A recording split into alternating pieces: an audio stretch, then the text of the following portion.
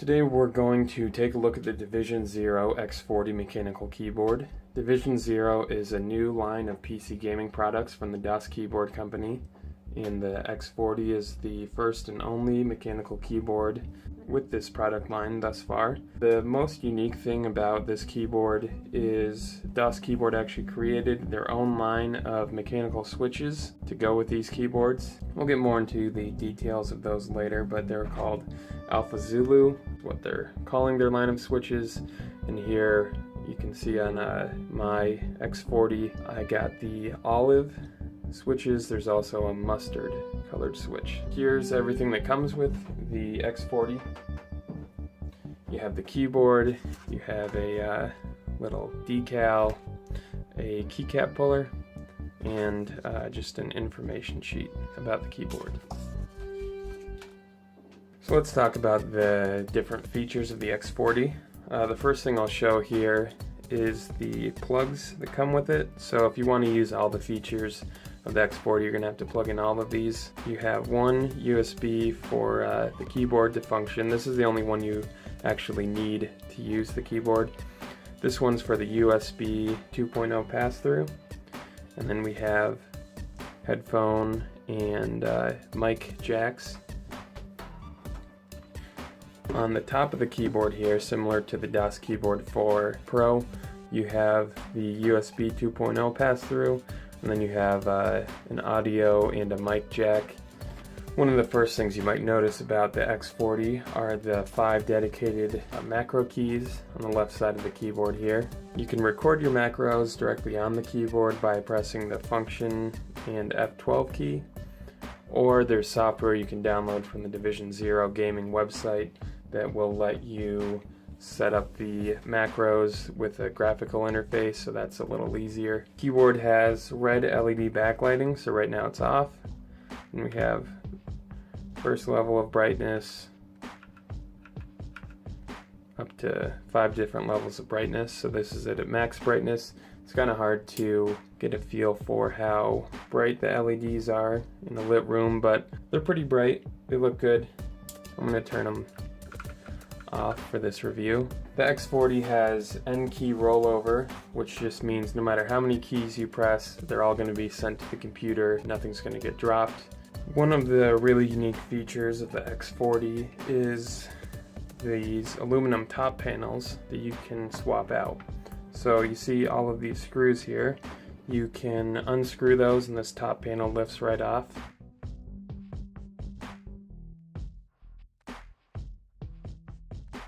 And then you can take this top panel off and swap in a new one if you want to. They sell the top panels on their website, I believe, for $40 a piece for the new ones. And they have 4 different colors. One thing that's kind of strange is, so these are some sort of hex shape. They didn't include any sort of wrench or anything to help take these off, which I thought was strange because these screws look like they could strip pretty easily, especially if you don't have a hex wrench or something that matches perfectly. So I think that's a little strange. So now we'll talk about the keycaps and switches on the X40. The keycaps are really nothing unique or special. Pretty standard feeling plastic. The markings on them are laser marked, so they're not going to wear off over time, so that's nice. But the keycaps seem to show grease pretty easily on, especially in certain lighting. So that's not something that you love to see. Let's use the keycap puller here to take off a key.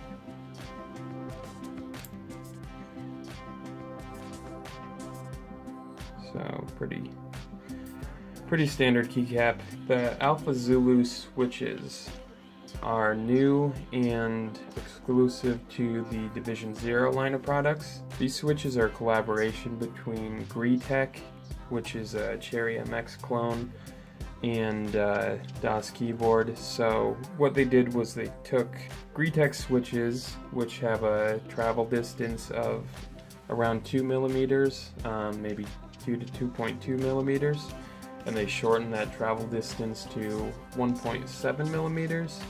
This is something that Razer has done in the past, where they teamed up with a Chinese switch company to make shorter switches. And the idea is, for gaming, the less distance your finger has to travel to activate these switches, the faster your reaction time and the faster you can react in the game. In reality, I don't think half a millimeter is going to make that much of a difference at all, but if you think it does, if that's important to you, these switches are actually the shortest on the market right now. I think they're 0.2 millimeters shorter than the Razer gaming switches. You'll see the switches I have are olive. They're Alpha Zulu linear is what they're called.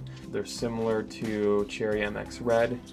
So they're a linear switch. When you press down, you don't get any bump or feedback. The other Alpha Zulu switch is mustard, and that's a Cherry MX Brown clone. So you'd get a tactile bump when you press down.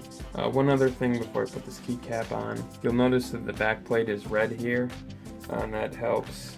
Kind of just makes the red look more intense when the backlighting is on. So that was a smart move by them there.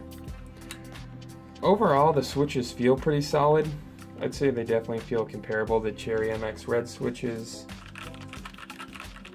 I'd say these switches are definitely plate mounted, and they just feel really solid.